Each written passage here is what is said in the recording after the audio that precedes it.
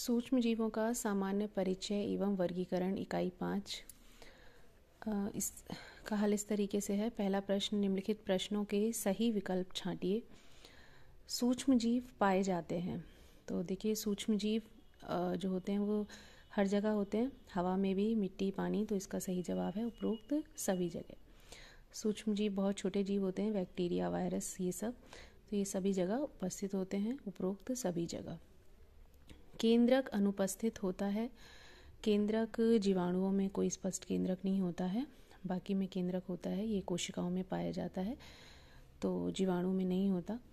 Bread या double रोटी बनाने में उपयोग किया जाता है यीस्ट का। ब्रेड या डबल रोटी बनाने में यीस्ट का इस्तेमाल होता है।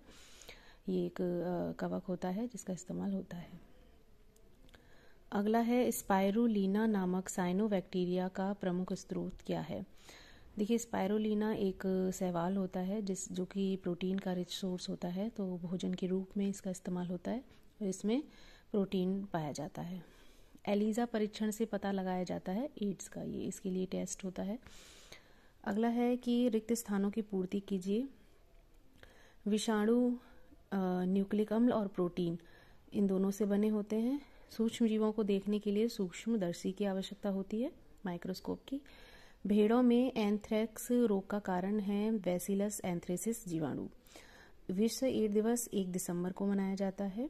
और एड्स रोग HIV वायरस से होता है, जिसकी full form human immunodeficiency virus है, जिसकी वजह से एड्स रोग होता है। तो ये प्रश्न हो गया। नेक्स्ट क्वेश्चन है, सूची ए को ब से मिलान कीजिए।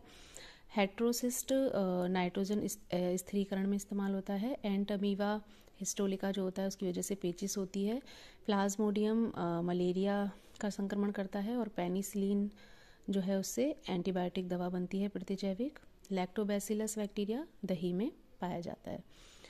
तो ये हो गया। इसके बाद नेक्स्ट क्वेश्चन है कि एड्स फैलने के कारण और बचाव के उपाय को बॉक्स में लिखिए। तो इधर कारण है, उधर बचाव है। तो इसका मेन कारण है कि HIV वायरस के द्वारा होता है, और दूसरा संक्रमित व्यक्ति के रक्ताधान से, और तीसरा संक्रमित कोई सुई या इंजेक्शन, इसके द्वारा ये फैलता है।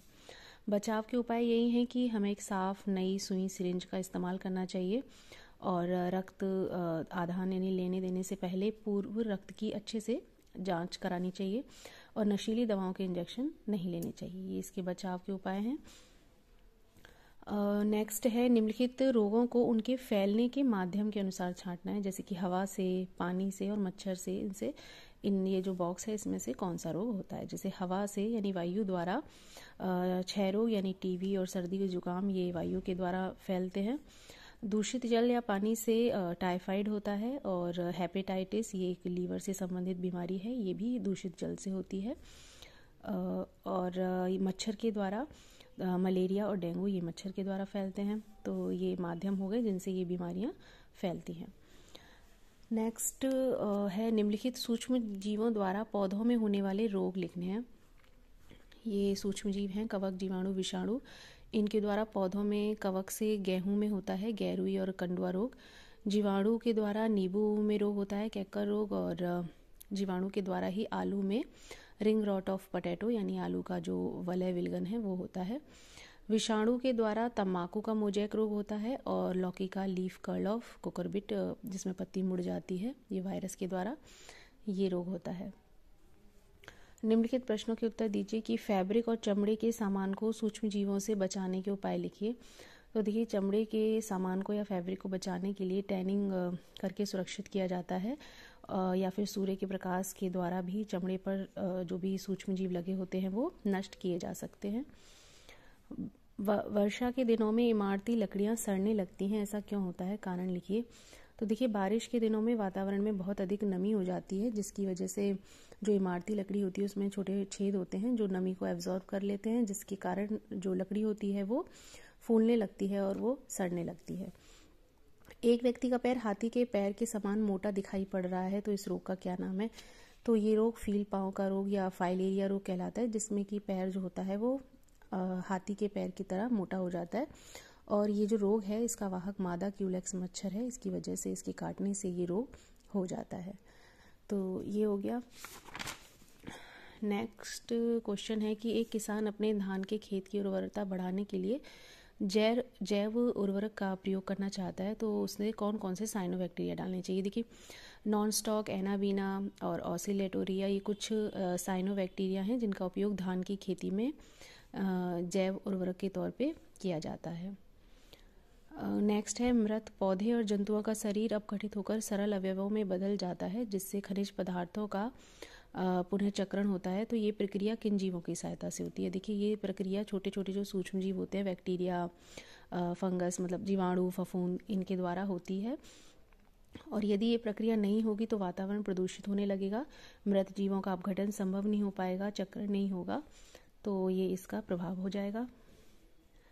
सूक्ष्म जीवों को पोषण के आधार पर वर्गीकृत करना है, जैसे कि सड़े गले पदार्थों पे या मृत जीवों के शरीर पर पाए जाने वाले जो सूक्ष्म जीव होते हैं वो मृतोपजीवी कहलाते हैं पोषण की दृष्टि से, और जो जीवित पौधे और जंतुओं के शरीर पे पाए जाने वाले सूक्ष्म हैं वो परजीवी कहलाते हैं, पैरासाइट।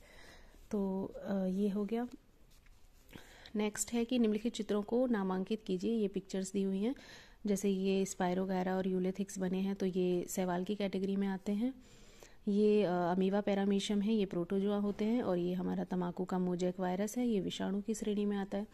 तो ये पिक्चर्स देख के इनको हमको नामांकित करना है।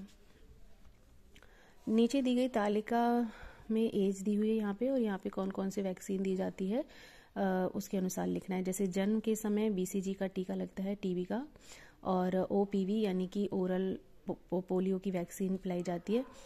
छठे सप्ताह में भी OPV है, और पेंटावेलेंट वैक्सीन जिसमें जो 5 डिसीज़ होती हैं, डिप्थीरिया, पर्टूसिस, टिटनेस वगैरह, तो उसका एक डोज दिया जाता है। 10वें सप्ताह में इसकी दूसरी डोज दी जाती है। तो इस तरीके से 18 से 24वें महीने पे DPT का बूस्टर, DPT का जो बूस्टर है, मतलब वो मेन 3 बीमारियों से होता है कि डिप्थीरिया, पर्टूसिस और टिटनेस, इन बीमारियों से रोकथाम के लिए ये दिया जाता है। तो और 10 वर्ष की उम्र में TT यानी टिटनेस टॉक्सॉइड का इंजेक्शन दिया जाता है। तो ये एज के अकॉर्डिंग कौन कौन से वैक्सीन लगाए जाते हैं, तो इस तरह से ये तालिका कंप्लीट करनी है। नीचे दिए तालिका को पूर्ण करना है। यहाँ पे कुछ एंटीबायोटिक्स हैं और ये किस सूक्ष्म जीव से तैयार होती है। जैसे पेनिसिलिन है, वो कवक से या फफूंद से बनती है, और इसका उपयोग प्रतिजैविक दवा बनाने में तो होता ही है, और कान के उपचार में जो इन्फेक्शंस होते हैं इस तरह के, उससे रोकथाम के लिए होता है। स्ट्रेप्टोमाइसिन जीवाणु से बनती है, ये क्षय रोग जो होता है या अन्य जीवाणु का जो संक्रमण होता है उसके लिए उपयोग की जाती है। क्लोरेलिन शैवाल से मिलती है, और ये भी बैक्टीरियल इन्फेक्शन को रोकने में इस्तेमाल होती है। नीचे दिए गए पौधों में होने वाला रोग किस सूक्ष्म जीव से होता है, बॉक्स में लिखिए। जैसे नींबू का पौधा है, उसमें कैकर रोग होता है, तो वो बैक्टीरिया के द्वारा होता है, जीवाणु के द्वारा। गेहूं का रोग, गैरुई रोग, कवक से होता है। आलू में वलय रोग जीवाणु से होता है। तम्बाकू का मोजैक रोग जो होता है वो वायरस के द्वारा होता है। और लीफ कर्ल ऑफ कुकुरबिट, ये लौकी में विषाणु के द्वारा होता है। तो ये कुछ पौधों में होने वाले रोग हैं, और ये कौन सा सूक्ष्म जीव करता है उसका नाम बॉक्स में लिखना है। तो इस तरीके से ये हमारी वर्कशीट कंप्लीट हो जाएगी। धन्यवाद।